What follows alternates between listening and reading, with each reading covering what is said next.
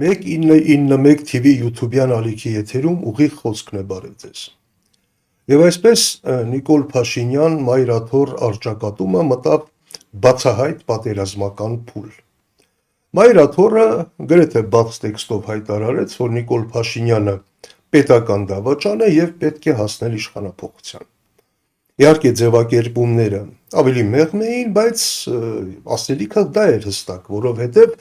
այդ հայտարարության մեջ ասվում էր, որ Նիկոլ Փաշինյանի իշխանությունը փաստորեն սպասարկում է հայատյաց օտար թշնամական գաղափարներին եւ գործակցում է Ադրբեջանի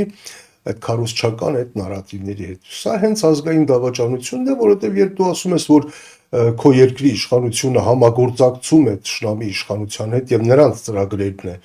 ծրագրերին է աջակցում, նրանց ծրագրերին է սպասարկում, դա հենց պետական դավաճանությունն է։ Ու միաժամանակ կոչ արեց պատկան մարմիններին կասեցնել Նիկոլ Փաշինյանի այս քաղաքականությունը, այսինքն նրա գործունեությունը։ Իսկ ո՞րն է այդ պատկան մարմինը։ Փաստորեն իշխանափոխության երկու տարբերակ կա, կամ արտահերթ ընտրություններ, impeachment կամ հերթական ընտրություններ։ Հերթական ընտրությունների ժամանակ այդ պատկան մարմինը ժողովուրդն է, impeachment-ի դեպքում էլ, քանի որ դա հնարավոր չի առանց համաժողովրդական աջակցության, նույնպես այդ պատկան մարմինը ժողովուրդն է։ Այսինքն Մայրաթորը հայտարարեց, որ Նիկոլ Փաշինյանը դավաճան է, հակապետական գործունեություն է ծավալում եւ պետք է ժողովուրդը նրան հեռացնի իշխանությունից կամ կասեցնի նրա այդ ապօրինի, ինչպես այնտեղ ասված, գործունեությունը։ Ինչևէ, հիմա ինչու այս առճակատումը, որը վաղուց էր սկսվել, հենց հիմա տեղափոխվեց այսպիսի թեժ բացահայտ պատերազմական փուլ։ Հրահրողը, հիմնական հրահրողը բնականաբար հենց Նիկոլ Փաշինյանն էր, նրա իշխանությունն էր եւ կարծում եմ այստեղ երկու հիմնական պատճառ կա։ Առաջինը այն է, որ հայ առաքելական եկեղեցին մնացել է այն միակ կառույցը, փաստացի, որը ամբողջովին չի ենթարկվել մինչև հիմա Նիկոլ Փաշինյանին, պարզ ասած, չի հնազանդվել, չի անցել նրա թրիտակով, թեև այդպիսի փորձեր եղել են։ Մյուս բոլոր կառույցները վաղուց արդեն հլու հնազանդ Նիկոլ Փաշինյանի կամակատարներ են։ Ուժային կառույցները, արդարադատություն, դատավորներ, բանակ, ոստիկանություն եւ այլն, դրանք վաղուց Նիկոլ Փաշինյանի պատերի տակ վնգստացող, այսպես ասենք, կառույցներ են եւ Մայրաթորը եկեղեցին մնացել է այն միակ կառույցը, որը դեռևս այդ չի հնազանդվել գործող իշխանություններին։ Սա առաջին պատճառն է եւ երկրորդը այն է, որ Նիկոլ Փաշինյանը Մայրաթորը ակնհայտորեն ընկալում է որպես կառույց, որը խոչընդոտում է նրա պատկերացրած խաղաղության դարաշրջանին։ Այսինքն խանգարում է, որպեսզի Հայաստանի իշխանությունները հնարավոր ամեն ինչ զիջելով ի վերջո ուրեմն այնպես անեն, որ թշնամիները հանկարծ չհարձակվեն մեզ վրա, այսինքն որևէ կերպ չդիմադրեն, որովհետև դա մեզ համար վտանգավոր է։ Սա կարծում եմ երկրորդ պատճառն է։ Ընդ որում այստեղ, եթե հիշում եք, երբ Նիկոլ Փաշինյանը հնազանդեցնում էր բոլոր այն կառույցները, որոնք կարող են իր համար վտանգավոր լինել, այդտեղ այդ վերամբարձ արտահայտությունները կոնկրետ այս դեպքում իբր այ կուսակրոնության ուխտն է խախտում, մեր բարձրաստիճան հոգևորականները այնտեղ սրբություն չկա եւ այլն, վստահաբար դա Նիկոլ Փաշինյանին բացարձակապես չի հետաքրքրում։ Այնպես ինչպես եթե հիշում եք, չէր հետաքրքրում, երբ նա նախագահ Արմեն Սարգսյանի երկքաղաքացիության մասին էր խոսում։ Նրան բնականաբար երկքաղաքացիությունը բոլորովին չէր հետաքրքրում։ Նրան պետք էր դա օգտագործել, որպեսզի նրան լիովին պահի հնազանդ եւ դա նրան ի վերջո հաջողվեց։ Կամ երբ նրան պետք էր սահմանադրական դատարանը լիովին դարձնել վերահսկելի կառույց, հիշում եք, նա ինչ որ քարոզարշավ սկսվեց Հրեր Թովմասյանի անգամ պապական տանկատուրը, ինչպես է սարքվել այնտեղ, ինչ չարաշահումներ են եղել, բնականաբար նրան այդ տանկատուրը չէր հետաքրքրում։ Նրան հետաքրքրում էր, որ սահմանադրական դատարանը լիովին վերահսկելի լինի եւ ամբողջովին լինի իր տրամադրության տակ։ Նույն ձևով էլ հիմա այդ կուսակրոնության հարցն է բարձրանում եւ Նիկոլ Փաշինյանը փորձելու է այդ ճանապարհով կամ լիովին իր վերահսկողության տակ պահել Մայրաթորը, կամ եթե չհաջողվի, գոնե պառակտել դա։ Թե ինչով կավարտվի այս արդեն բացահայտ պատերազմը, դժվար է ասել, թեև շատ գեղեցիկ է հնչում այն տեսակետը, հաճախ է հնչում, որ այ հայ առաքելական Սուրբ եկեղեցին 1700 տարվա պատմություն ունի, բազմաթիվ փորձություններ է հաղթահարել, բազմաթիվ ասպատակություններ, բազմաթիվ կայսրություններ է տեսել, այդ բոլորը փորձել են ոչնչացնել, բայց դա չի հաջողվել եւ հիմա էլ դա չի հաջողվի, չէ, դա այդպես չի, որովհետեւ նախկինում այդ փորձություններին դիմակայելու փաստը ինքնին չի երաշխավորում, որ հետագայում էլ դա կհաջողվի։ Արցախն էլ ոչ թե 1700, այլ 3000 տարվա հայկական աշխարհ էր եւ էլի բազմաթիվ փորձություններ էր հաղթահարել, բազմաթիվ աղետների միջով էր անցել, ասպատակություններ էր տեսել եւ մնացել էր հայկական Նիկոլ Փաշինյանի օրոք Արցախը չկա։ Այնպես որ անցյալի հաջողությունները ապագայի երաշխիք չեն, ապագայի հաջողությունների երաշխիք չեն։ Այլ հարց է, որ այս դեպքում այս առճակատում Նիկոլ Փաշինյանը իր ծրագրերին չի կարող հասնել այլ պատճառներով։ Եվ հիմա փորձեմ իմ տեսակետները ներկայացնել, թե ինչու։ Առաջինը, տեսեք, Մայրաթորի այս հայտարարությունը, իրականում շատ կոշտ հայտարարությունը, շատերին հիշեցրեց 21 թվականը, երբ զինված ուժերի գլխավոր շտաբը պահանջեց Նիկոլ Փաշինյանի հրաժարականը եւ շատերը ասում էին, ահա եւ վերջ, Նիկոլ Փաշինյանի օրերը հաշված։ Այն ժամանակ Նիկոլ Փաշինյանը կարողացավ այդ խնդիրը հաղթահարել եւ կոպիտ ասած զինված ուժերը ամբողջովին իրենով անել։ Բայց այդ նույն մեխանիզմը այս եկեղեցու դեպքում չի ստացվելու, որովհետև Նիկոլ Փաշինյանը չի կարող ինչ-որ գեներալների նկատմամբ, եթե կարողանում էր քրեական գործեր հարուցել, մյուսներին իր կողմը գրավել, ինչ-որ պաշտոններ խոստանալ, մյուսներին պաշտոններից անել, մանիպուլյացիաներ եւ այլն, այդ մեխանիզմները Մայրաթորի դեպքում չեն աշխատի։ Չխնդիրն չի, եթե պետք լինի, իհարկե իշխանությունները կգնան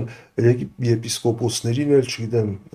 կաթողիկոսին կարող են գրպանը պլան գցել կամ ինչ-որ քրեական գործեր հարուցել, բայց սա միևնույնն է, նա չի կարող իր հայեցողությամբ, ասենք, նոր եպիսկոպոս նշանակել կամ թեմակալ առաջնորդներ նշանակել։ Այստեղ այդ մեխանիզմները չեն աշխատում։ Չի կարող կաթողիկոսին գործից անել, մի ինչ-որ թեմակալ առաջնորդի խոստանալ, այս քեզ նրա փոխարեն կաթողիկոս կնշանակեն եւ այդպիսով իր նպատակներին հասնել չի կարող, առաջինը։ Երկրորդը, ինչ վերաբերում է խաղաղության խոչընդոտելուն, հիշում եք, երբ Նիկոլ Փաշինյանը հայտարարեց, երբ լրագրողները իրեն հարց տվեցին, թե ահա Ադրբեջանը Արցախում հայկական եկեղեցիներն է ոչնչացնում, հայկական մշակույթի հետքերն է ոչնչացնում, Նիկոլ Փաշինյանը բառացիորեն պատասխանեց, որ գիտեք, եթե մենք այդ հարցում ավելի շատ հետևողական լինենք, դա կխոչընդոտի խաղաղության գործընթացին։ Այսինքն, այո, անում են, դե հիմա ավելի լավ կլինի մենք ձայն չհանենք, միայն թե հանկարծ խաղաղության գործընթացը չխոչընդոտենք։ Դա այս դեպքում չի աշխատելու։ Իհարկե իշխանական քարոզչությունը հարցը կներկայացնի այնպես, որ այնպես Արցախն էր մեր ինքնիշխանության վզին կապված թոք, որից ազատվեցինք, այդ ճիշտ այնպես էլ եկեղեցին է մեր անկախության վզին կախված բառան, պետք է դրանից էլ ազատվել եւ դա խաղաղությունը ավելի կմոտեցնի կամ ինչպես հիշում եք, երբ որ ասում էր դե հոն ամայան բնակ սարերի պատճառով պատերազմի մեջ չենք մտնելու, չէ, ավելի լավ է դրանց համար չպայքարեն, գուցե խաղաղությունը մոտենա։ Այդ տրամաբանությունը այս դեպքում չի աշխատելու, որովհետեւ նա չի կարող ասել, գիտեք, սիրելի ժողովուրդ, հիմա եթե մենք մեր հավատքից հրաժարվենք եւ իսլամ ընդունենք, դա էապես կմետաստի խաղաղության շանսերը եւ էապես կնվազեցնի մեր դեմ ռազմական նոր էսկալացիայի հավանականությունը։ Իհարկե, այդպես էլ կլինի։ Եթե մենք ազգովի ընդունենք իսլամ, այո, պատերազմի հավանականություն շատ կնվազի։ Բայց սա ոչ նշանակում, թե մենք պիտի գնանք այդ ճանապարհով։ Այսինքն, այս քարոզչությունը այդ դեպքում չի աշխատի։ Նիկոլ Փաշինյանը չի կարող ասել, եկեղեցին մեզ խանգարում է, եկեղեցին հակապետական գործունեություն է ծավալում։ Դրա համար մենք վերացնում ենք հանուն խաղաղության, այդ քարոզչությունը չի աշխատելու։ Այո, նա Արցախը կարելի էր հանձնել իր պատկերացմամբ, որովհետև դա մեր վզին կապված թոք էր, բայց եկեղեցին, Մայրաթորը, հայ առաքելական Սուրբ եկեղեցին ինքը նյութական կառույց չի, որ հանձնես Դա հոգևոր կառույց է, որ հնարավոր չի հանձնել պարզապես։ Այսինքն այդ քարոզչությունը հենց այդ պատճառով էլ չի աշխատելու։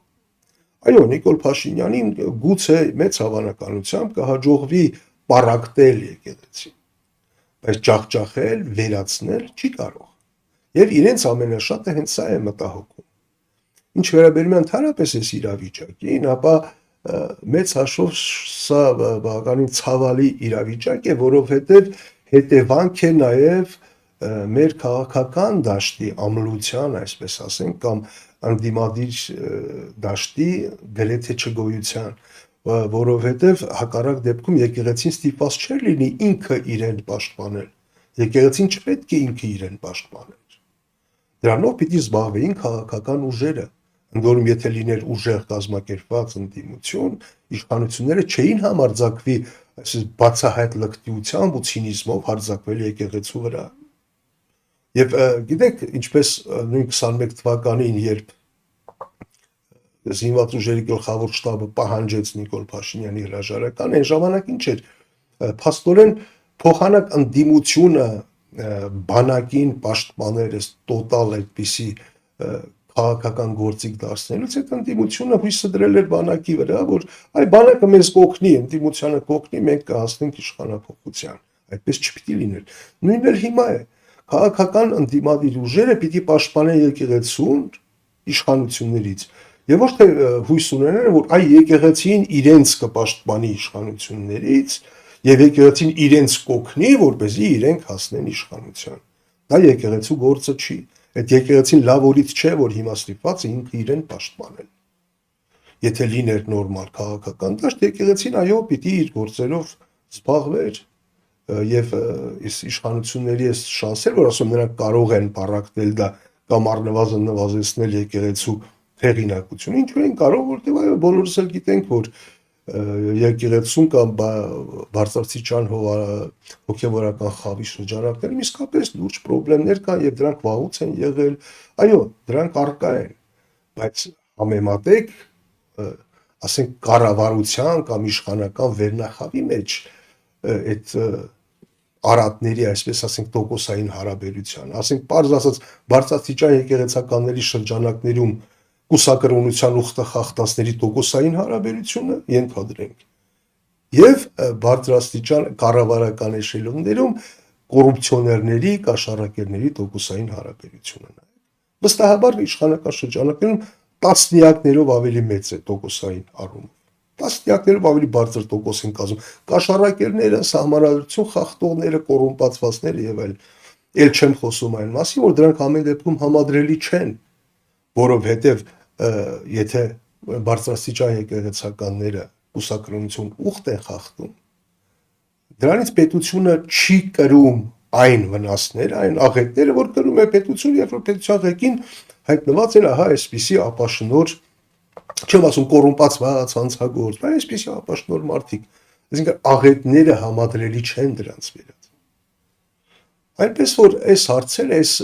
պատերազմը, սա իրականում կարող է թվալ թե պատերազմ է Նիկոլ Փաշինյանի եւ ինչ որ հեղինակություն ունեցող կառույցի միջև եւ Նիկոլ Փաշինյանը պարզապես փորձում է փոշիացնել, ոչնչացնել այդ կառույցը կամ պառակտել դարձնել ինչ որ սովորական շարքային ՀԿ։ Այդպիսի մի բան։ Սա այդ հարցը չէ։ Սա այդ հարցը չէ։ Սա այն հարցն է, որ Նիկոլ Փաշինյանը փորձում է վերացնել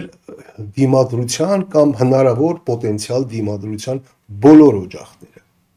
որպեսզի ինչ անի դա հասկանալու համար պետք է նայել ադրբեջանական, թուրքական մամուլի եւ կհասկանանք նպատակները։ Այդպես շատ ուղեղին զոր տալու կարիք չկա, այնտեղ շատ հստակ գրում է եւ փորձը ցույց է տալիս, որ որոշ ժամանակ անց այստեղ հանկարծ այդպիսի մտքի բացահայտումներ են ունենում իշխանական վերնախավը։ Դրանք լուրջ հարցեր են եւ կարծում եմ քաղաքական ուժերը հիմա պիտի ոչ թե հույսը դնեն եկեղեցու վրա, որպեսզի եկեղեցու աջակցությամբ հասնեն իշխանության, այլ պիտի օգնեն եկեղեցուն, որպեսզի եկեղեցին այս տոտալ հարձակումներից պաշտպանված լինի։ Պիտի քաղաքական դաշտը հասարակությունը օգնի եկեղեցուն եւ ոչ թե ասի դե բոլոր սանսոր ենք, ոչ մեն հույսներս դնենք եկեղեցու վրա։ Սա այդ դեպքը չէ, եթե հույսներս դնենք եկեղեցու վրա, եւ արդյունքները կարող են լինել մոտավորապես այնպես, ինչպես եղավ 21 թվականին, երբ հույսները դրել էին գլխավոր շտաբի կոշտ հայտարարության վրա։ Այսօր այսքանը, կհանդիպենք։